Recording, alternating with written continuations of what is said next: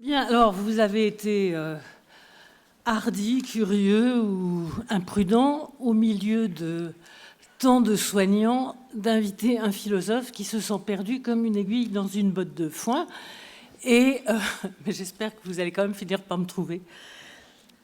On m'avait demandé, à moi qui ne suis pas médecin ni accompagnant de malade, de faire la synthèse de cette journée.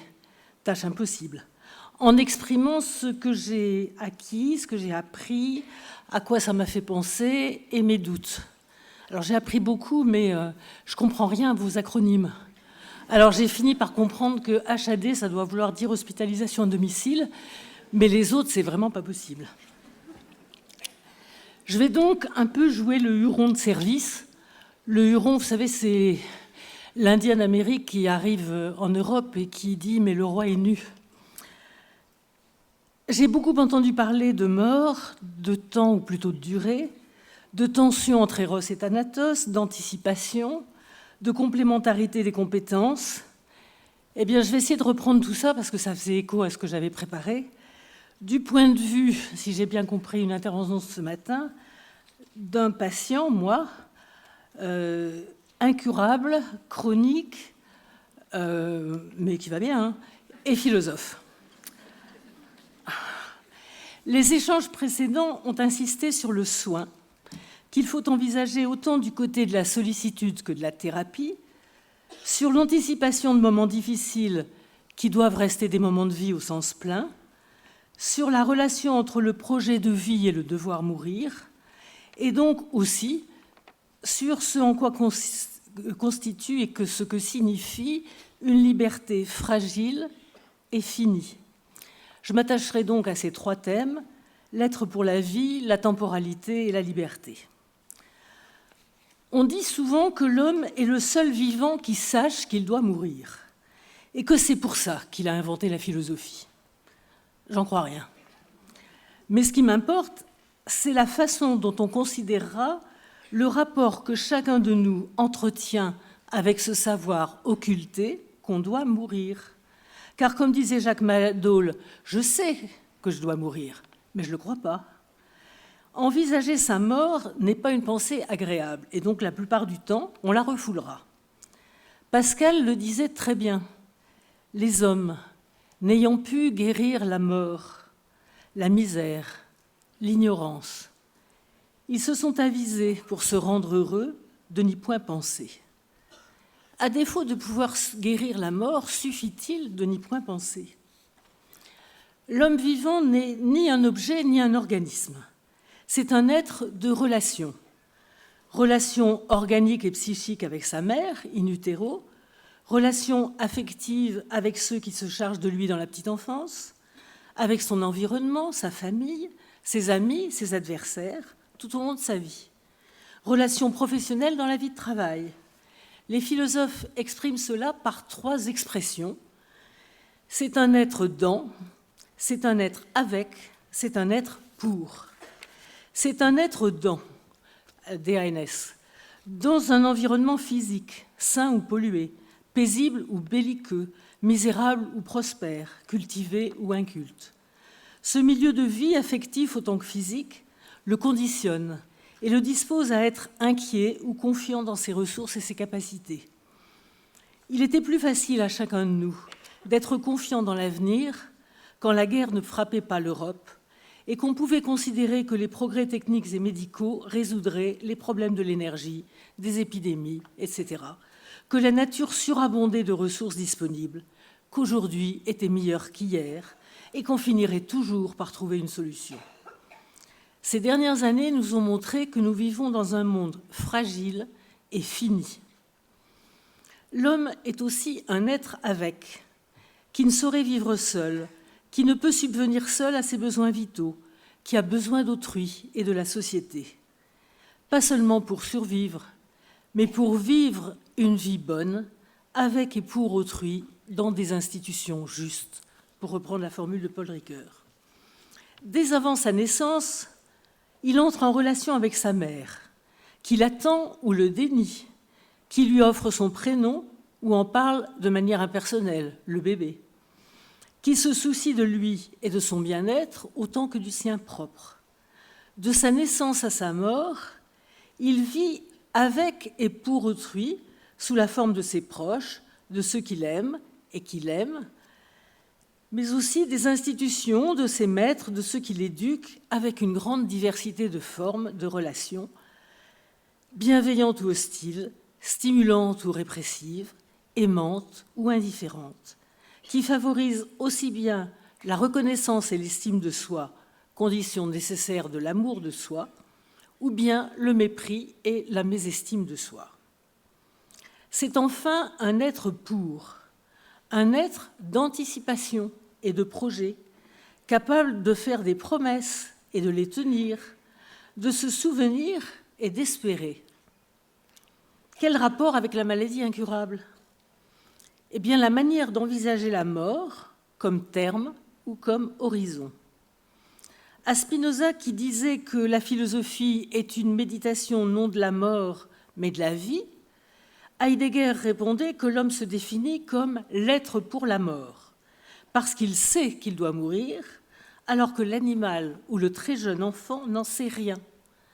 Et Heidegger caractérisait la mort comme l'impossibilité de toute possibilité. Quand je serai morte, plus rien ne sera possible pour moi. Considérer l'homme comme un être pour la vie, lui qui est le seul animal capable de curiosité et de créativité jusqu'au dernier jour, alors que le petit chaton, ça dure 6 mois. Ou bien le considérer comme un être pour la mort, ça change tout, et notamment la façon d'envisager la naissance, d'une part, la mortalité, d'autre part. La naissance peut être considérée comme un simple fait biologique, après la grossesse, l'accouchement et la séparation physique de la mère et de l'enfant. Mais on peut aussi la penser, comme le faisait Hannah Arendt, comme source de nouveauté, de créativité, de spontanéité inventive, de liberté. Et on peut aussi envisager la mort de différentes façons, comme l'ouverture sur un autre mode de vie quand on est croyant, semblable au passage de la vie in utero à la vie en plein air, c'est-à-dire un mode de vie plus riche et plus créateur. Et dans ce cas-là, devant ce beau risque, il faut se préparer pour y arriver en pleine forme. On peut, à l'inverse, la penser comme un néant qui ne nous concerne jamais, comme faisait Épicure. La mort ne nous concerne pas, puisque quand on est vivant, elle n'est pas. Mais quand on est mort, nous ne sommes plus. Donc, la mort n'est rien pour nous. Mais il y a autour de la pensée de la mort un certain nombre de confusions. D'abord, la confusion de la mort et de l'agonie, représentée, préméditée comme un état de souffrance, ce qui n'est pas inévitable, et qu'on doit tout faire pour éviter, ce qui, je crois, est un des fondamentaux des soins palliatifs. Mais aussi la rétroprojection de l'impossibilité de toute possibilité, qui est le propre du mort, qui ne peut plus rien faire effectivement puisqu'il n'existe plus, avec le transfert ou la projection de cette même impossibilité sur le vivant en fin de vie. Mais c'est faux, car il y a bien des cas où celui qui sait qu'il va mourir sous peu invente quelque chose de neuf, d'imprémédité, comme de se marier avec quelqu'un qu'il aime depuis longtemps. Le cas le plus célèbre est peut-être celui de Socrate, qui, condamné à mort et refusant la fuite que lui proposent ses amis, décide, en attendant le retour des bateaux de Delphes qui sonneront l'heure de boire la ciguë, décide donc d'apprendre à jouer de la guitare, met les pleureuses à la porte de la chambre et philosophe tranquillement avec ses amis. Enfin, il y a confusion entre la mort en première ou deuxième personne, ma mort, celle de celui que j'aime, avec une mort impersonnelle et statistique. La mort en première personne, ma mort, c'est ce qui nourrit l'exigence créative. J'ai du temps devant moi, un certain temps, peut-être pas beaucoup de temps, mais sans que j'en connaisse le terme. Dans le loisir ou dans l'urgence, il me faut faire, inventer, créer ma vie avec ceux avec qui je vis et lui donner du sens, me l'approprier par des actes de liberté. Le seul aspect positif que je vois à la méditation de la mort, c'est d'accentuer la conscience et l'exigence de la liberté et le goût de l'innovation et du partage. Savoir qu'on doit mourir, c'est aussi s'étonner d'être. C'est vivre ce jour que je vis comme un cadeau, pas comme un fardeau, comme une occasion à saisir aux cheveux, comme la possibilité et l'urgence d'actualiser un de mes possibles latents, de faire des rencontres nouvelles, de saisir une potentialité qui était mienne, mais que je ne connaissais pas. Et ce que je dis là, je pourrais le dire aussi de la vieillesse. La mort doit être pensée en lien avec la naissance. Un enfant nous est né, dit la liturgie de Noël. Il n'est pas né tout simplement, il nous est né. Il est né pour nous, pas forcément au sens salvifique du christianisme, mais en un sens banal. Tout enfant qui naît est un visage nouveau, imprévisible d'humanité, une promesse. Et combien de personnes en fin de vie ont attendu l'annonce d'une naissance chez un de leurs proches pour mourir? Je ne parlerai pas de la mort en deuxième personne, celle de celui que j'aime, que je connais, que je veille, car elle relève d'une autre problématique, celle du deuil, et on ne fait pas le deuil de soi-même, sauf à être le philosophe Fontenelle, qui, le jour de sa mort, eut la visite de son médecin, qui lui demanda « Comment allez-vous » Et il répondit « Mal. Il me semble que je me manque déjà. » Je dirais donc résolument que je suis un être pour la vie, non pour la mort, et que chaque moment de ma vie doit être vécu pour ce qu'il est. Comme disait Montaigne, quand je danse, je danse. Quand je dors, je dors. Notre grand et glorieux chef-d'œuvre, c'est de vivre à propos. Et il ajoutait que la mort me trouve là, plantant mes choux, mais nonchalant d'elle, et plus encore de mon jardin imparfait. C'est dire aussi que nous ne sommes pas seulement comme sont les choses, mais que nous existons. Et avec l'existence apparaît la question du sens, au double sens de la signification et de la destination. Si l'on peut bien dire que la destination ultime de tout être fini, c'est-à-dire pas seulement de l'homme, mais de la pierre, de l'arbre, de l'animal, la destination ultime de tout être vivant, c'est la destruction et la mort. Et en ce sens, s'il est vrai que dès qu'il est né, un humain est assez vieux pour mourir, la vie humaine a une signification. Celle que je lui donne par ma vie, celle que les autres lui donnent. Et cette signification varie au cours du temps et elle persiste après la mort grâce au souvenir d'autrui. Maintenant, la temporalité. Être gravement malade, c'est vivre un autre rapport au temps que celui que vivent ceux qu'on dit bien portants parce qu'ils ne se soucient pas de leur santé. C'est d'abord le temps de l'attente. Lorsque des malaises sérieux se manifestent, le premier bouleversement vient de la prédominance de l'attente. Attente du diagnostic, puis du pronostic, avec cette question récurrente « j'en ai pour combien de temps ?» mais aussi attente des résultats d'analyse, attente de la consultation ou de l'examen, dans des salles d'attente qui sont tout sauf des lieux d'attente douce. Un ami fort malade, à qui je demandais comment il vivait ce temps de l'attente, me répondit « ça me rappelle le service militaire.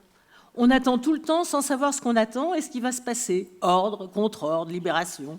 D'une certaine manière, ça m'a entraîné. » On peut certes soulager l'attente en lisant, en parlant avec d'autres patients, mais cette attente n'est qu'un des aspects du rapport au temps propre à la maladie. Et le second aspect, bien plus important, c'est celui de la restriction des possibles. La première chose qui marque la conscience d'être malade, c'est qu'on ne peut plus faire ce qu'on faisait sans y penser. Mon corps ne joue plus le jeu que j'ai dans ma tête, me disait Anne, une amie handicapée. Je ne peux plus marcher des heures sur un sentier de montagne. Je ne peux plus travailler longtemps. Je suis tout de suite fatiguée, épuisée. Avant d'aller faire des courses, il faut que je calcule combien de mètres me faudra faire à pied. Avant de me lancer dans une tâche habituelle, il faut que je réfléchisse avec qui pourra m'aider, alors que j'étais autonome, forte, et que je n'aime pas me faire aider. Je ne peux plus me projeter dans un avenir indéfini. Le champ de mes possibles s'est drastiquement rétréci. Mais comment ouvrir le champ des possibles avant de tenter de l'épuiser ? À condition de ne pas restreindre mon possible à ce que je pouvais faire avant, à ce qui m'était habituel.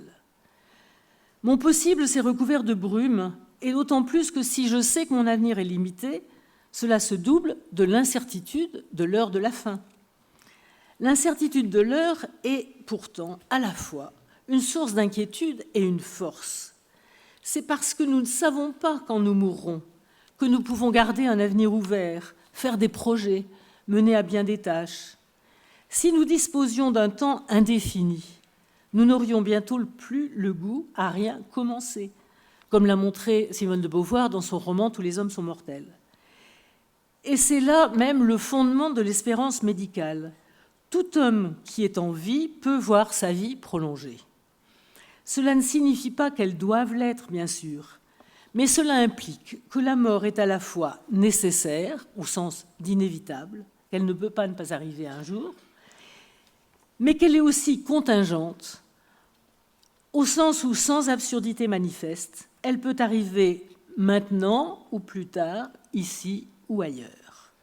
C'est d'ailleurs cette contingence qui nous fait reculer mentalement l'horizon de notre mort, sauf quand une maladie grave nous atteint, et qu'il faut bien y songer, c'est-à-dire songer à prendre des dispositions.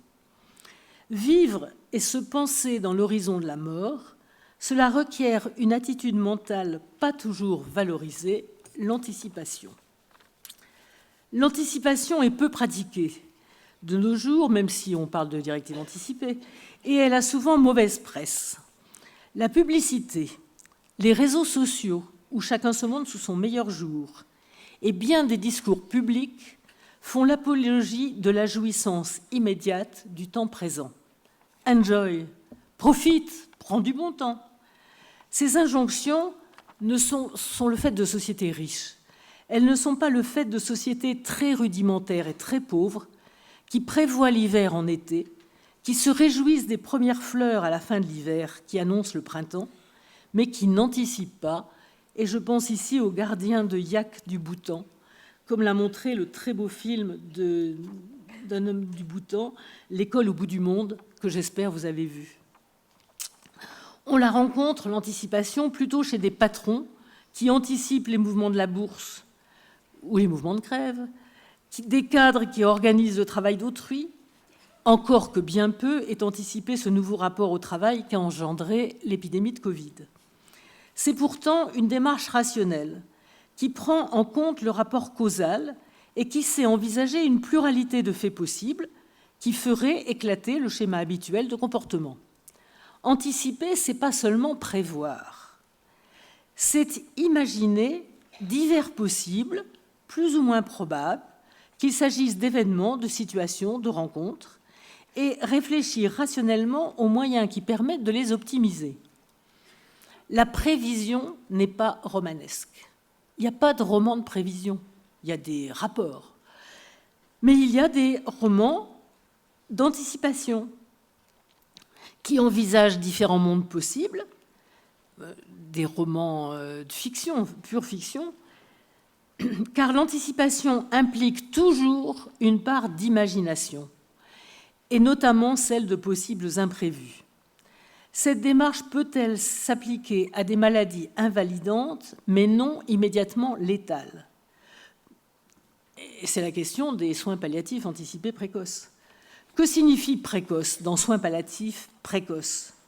Ceux qu'on peut proposer alors que le malade ne s'y attend pas, ne les réclame pas, parce qu'il ne se sent pas et qu'il n'est pas en fin de vie. Cela correspond à la deuxième dimension du soin, qui n'a pas pour objectif la guérison, mais le vivre mieux, le care. Le soin, dimension essentielle des soins palliatifs, n'est pas seulement traitement, soulagement des défaillances et des souffrances, il est aussi, vous l'avez dit longuement, accompagnement, sollicitude. En un sens donc, toute mort est par définition prématurée, même celle de l'arrière-grand-mère encore vive. Toute vie est à tout instant un verre plein et non pas un verre à moitié vide, c'est la taille du verre qui change. Montaigne, à 50 ans, se considère comme un vieillard, et il l'est en un sens puisque son corps se délite. Pascal, à 39 ans, Mozart, à 35 ans, ont fini ce qui était leur vie et non pas une vie autre amputée. Le soin comporte différents moments qui correspondent à des qualités spécifiques. L'attention pour être capable de remarquer et d'évaluer un besoin, la responsabilité ou la prise en charge de ce besoin, la compétence dans la mise en œuvre du soin correspondant, la capacité de répondre ou la réaction aux soins donnés et reçus. Dès lors, on peut penser l'anticipation, que Montaigne appelle très justement la préméditation, la méditation préalable comme pratique et préméditation de la liberté. Je cite, « Il est incertain où la mort nous attend, attendons-la partout. La préméditation de la mort et préméditation de la liberté. Qui a appris à mourir? Il a désappris à servir. Le savoir mourir nous affranchit de toute suggestion et contrainte. Il n'y a rien de mal en la vie pour celui qui a bien compris que la privation de la vie n'est pas mal, qui apprendrait aux hommes à mourir, leur apprendrait à vivre. » Ici, il ne s'agit pas d'apprendre à mourir, mais bien d'apprendre à vivre au mieux cette étape de la vie qu'est la fin de vie pour le malade et pour ses proches. Or, encore Montaigne, l'homme marche entier vers son croît et son décroît, vers sa croissance ou sa dégradation. Il faut redire avec force, et j'insiste là-dessus, que cette marche n'est pas mesurée, comme le temps de nos machines, par une norme de vitesse ou de durée. Une voiture dont le moteur tombe gravement en panne la première année est une machine mal faite. Un enfant qui tombe malade n'est pas un enfant mal fait. On dira qu'il n'a pas eu de chance. Bien que cette idée soit très difficile à envisager et douloureuse, il faut redire avec force que la plénitude d'une vie ne se mesure pas au nombre de jours, mais à l'intensité de la vie, aux relations qui se sont construites, à l'amour reçu et donné. La liberté humaine, ce n'est pas la liberté d'indifférence, ce n'est pas la possibilité de faire ce qu'on veut, de faire une chose et son contraire. La vraie liberté est réfléchie, éclairée, elle choisit ses possibles ou elle en invente en fonction des circonstances et des opportunités. C'est avoir une conception bien pauvre de la liberté que de la restreindre à une capacité de choix entre A et non A, entre A et B. La liberté a pour condition la spontanéité et la créativité. Et c'est ça que les nazis ont essayé de détruire en premier dans les camps. Être libre, c'est garder sa spontanéité, être capable d'inventer quelque chose, de créer de nouveaux possibles, de rester dans l'horizon de la nativité. Où que votre vie finisse, elle y est toute. L'utilité du vivre n'est pas en l'espace, elle est en l'usage. Tel a vécu longtemps qui a peu vécu. Faites-y attention pendant que vous y êtes. Il gît en votre volonté, non au nombre des ans que vous ayez assez vécu. Montaigne encore. Une philosophie réaliste de la finitude n'est pas une philosophie du désespoir, parce que notre finitude est solidaire, que nous n'œuvrons pas seuls, mais avec d'autres, et que là où l'un défaille, l'autre peut prendre le relais, dans la famille comme dans l'institution. Dire que la sagesse est une méditation de la vie et non de la mort, ça ne signifie pas qu'il ne faille jamais penser à la mort. Et d'ailleurs, le voudrait-on qu'on ne le pourrait pas. La mort des autres nous atteint de plein fouet, et il est bien des professions qui ont en charge la mort d'autrui. Mais méditer la vie et non la mort, cela signifie ne pas se focaliser sur la mort, mais se rappeler qu'un agonisant est encore un vivant, a fortiori un malade. Méditer la vie, une vie humaine, c'est ruminer cette pensée que la vie humaine n'est pas répétition, mais création, non pas fatalité, mais liberté, non pas clôture du passé, mais ouverture sur l'avenir, non pas possession, mais don. Comme le disait si bien Jean-Louis Trintignant à la mort de sa fille Marie, ne pensons pas à ce que nous perdons par son départ, mais d'abord à ce qu'elle nous a donné. On dit parfois, après la mort d'un acteur, le spectacle continue. Le vieux Démocrite comparait la vie à une pièce de théâtre. Tu entres, tu joues ton rôle, tu sors. Marc Aurèle ajoutait « Mais je n'ai joué que 3 actes ». Voilà qui est bien dit. Mais dans la vie, 3 actes font toute une pièce. Et il y a des pièces qui ne font qu'un acte et qui sont de vraies pièces, belles, émouvantes, inoubliables. Le soleil ni la mort ne se peuvent regarder fixement, disait La Rochefoucauld. Certes, mais ils se peuvent regarder obliquement, avec des lunettes protectrices.